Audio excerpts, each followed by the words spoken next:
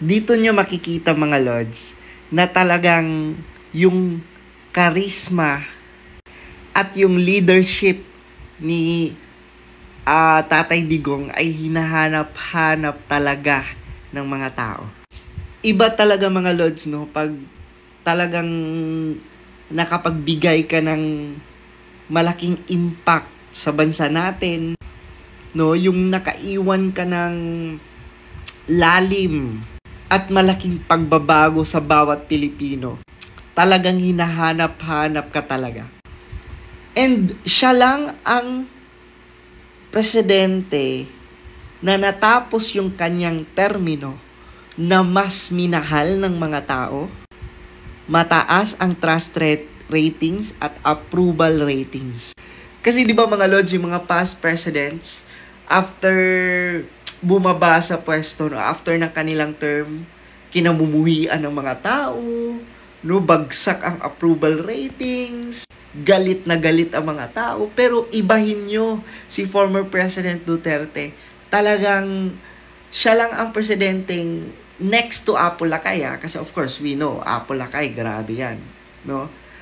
And pangalawa, si former President Duterte na pagbaba niya, no, as president, grabe, mas minahal siya ng taong bayan.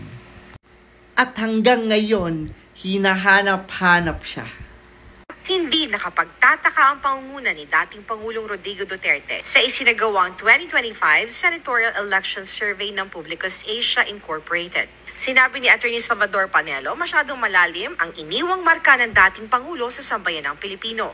Hindi na tayo nagtataka dyan. Talagang mataas ang rating niya kahit anong takbuhan niyan. Pag yan ay tumakbo ng mayor sa Davao City, hands down. Pag tumakbo yung presidente, vice president sa 2028, panalo yan. Senatorial, number 1. Malalim masyado tinanim ng dating Presidente Duterte. Sa naturang survey ng Pahayag 2023 End of the Year, nakakuha si former President Rodrigo Duterte ng 48% sa voting predisposition para sa May 2025 senatorial elections. Sinundan naman ito ni Erwin Tulfo na may 44%, Dr. Willie Ong na may 43%, Senator Bongo na may 40% at Senator Amy Marcos na may 38%. Habang pasok rin sa top 12 sina Senator Ronald Bato de la Rosa, Tito Soto, Isko Moreno, Ping Lacson, Leni Robredo, Kibo Teodoro at Pia Cayetano. Bukod naman sa panguna sa voting predisposition, nakakuha rin ang dating Pangulong Duterte ng 59% trust rating. Isinagawa ang naturang survey noong November 29 to December 4, 2023 na may 1,500 adult respondents.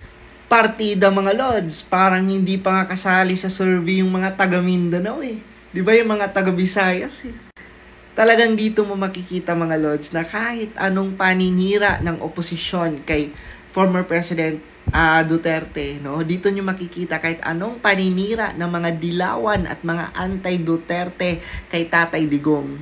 Hindi nila maaalis ang katotohanan na si Tatay Digong ang isa sa presidenteng ang daming nagawa sa Pilipinas. Kaya patuloy siyang minamahal, patuloy siyang sinusuportahan, at patuloy na talagang ang taas-taas ng respeto ng mga Pilipino kay Tatay Digong. 'Di ba? Sana nga mas mabigyan pa siya ng mahabang buhay at 'di ba, lakas, no, para mas makapagserbisyo pa sa Pilipino.